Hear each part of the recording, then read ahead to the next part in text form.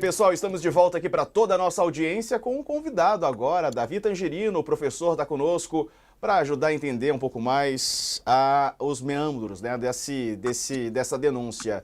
Professor Davi Tangerino, professor de Direito Penal da UERJ. Bom, me parece muito bem embasada essa denúncia do PGR, mas eu não sou especialista, professor. Quem é o senhor? Então me diga qual é a tua avaliação, por favor, dessa peça extensa, né, do Paulo Gonet. Boa tarde. Boa tarde, Diego, Leonardo, Raquel. É, eu achei a denúncia muito bem elaborada, sob vários aspectos, né? Na época das grandes operações, nós tínhamos denúncias com 500, 600 páginas, um bando de palavrório, repetição, né? Narrativas desconexas, ilações. O professor Gonet escolheu uma peça técnica, né? Com colocações duras, porque nós estamos falando de um assunto sério, né? Mas sem linguagem espetaculosa, midiática. Concatenou muito bem, dando ares, então, de uma progressão, né? Que começa lá em 21 e cujo ato final é o 8 de janeiro, né?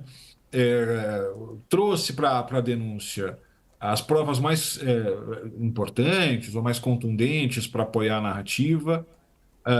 Portanto, em que pese longa, porque os episódios são vários, né? Não é uma peça excessiva, verborrágica. Acho que encontrou um tom muito bom. Davi, bom dia, bom dia, boa tarde, né? Já quase boa noite, né? Você acha, tentando se colocar na posição do advogado de defesa dos réus, principalmente do ex-presidente Jair Bolsonaro, por onde você iria para tentar construir uma defesa baseada nessa denúncia? Existe algum flanco? Eu estou pedindo literalmente para você se colocar no lugar desse advogado de defesa, né? Existe algum flanco que pode ser melhor explorado? Existe alguma coisa em que ele pode navegar? Ou a peça, como você disse, está tão bem construída, né? Essa denúncia está tão bem construída que vai ser difícil? Sakamoto, eu quero saber quem vai pagar meus honorários para falar isso depois, tá? Mas brincadeiras à parte, eu gosto muito de um conto do Veríssimo, que o sujeito vai trocar o pneu e perde a aliança, e ele fica pensando, tá tendo um retorno aqui do Felipe, se Não, puder não, fechar, que mas aí a gente. Não, a pronto, gente tá te ouvindo, a gente tá te ouvindo, pronto. assim. O É pessoal porque aqui vai fica resolver a voltando questão aqui e técnica. atrapalha. É, Ah, tá. tem um conto do Veríssimo, então o sujeito vai trocar o pneu, perde a aliança, e fica pensando o que ele ia fazer, como é que a esposa ia acreditar, e no final ele vai lá e prefere mentir, dizendo que estava com uma amante, alguma coisa assim. Eu gosto muito desse conto, bom, claro, o Veríssimo é um gênio, mas porque muitas vezes a gente olha para um fato e é óbvio que aconteceu de tal forma, né? E a verdade é que às vezes coisas improváveis acontecem. O processo, ele é uma justa posição de narrativas.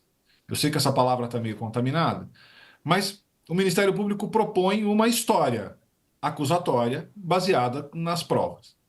A defesa vai propor uma outra história baseada em outros elementos, só que no processo penal com uma grande vantagem: a dúvida milita em favor do réu, né?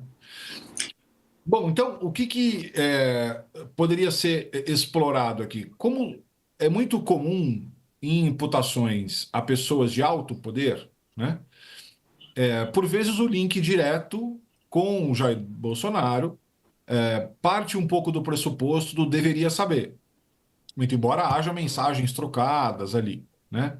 No episódio específico do 8 de janeiro, isso está um pouco mais distante também, né? Uma história que eu já ouvi dele, e aí, não dele pessoalmente, né? Nunca estive com ele, mas que já foi reproduzida, é de que era um golpe dentro do golpe, porque o decreto dizia que quem ia tomar o poder era o Heleno, Braga Neto e sei lá mais quem, Felipe Martins, sei lá eu, né? Então, mas agora, é uma posição muito desafiadora, né, Sakamoto? Porque, como dito, a história proposta pelo professor Gonet é uma história muito bem amarrada, com muitas provas, né?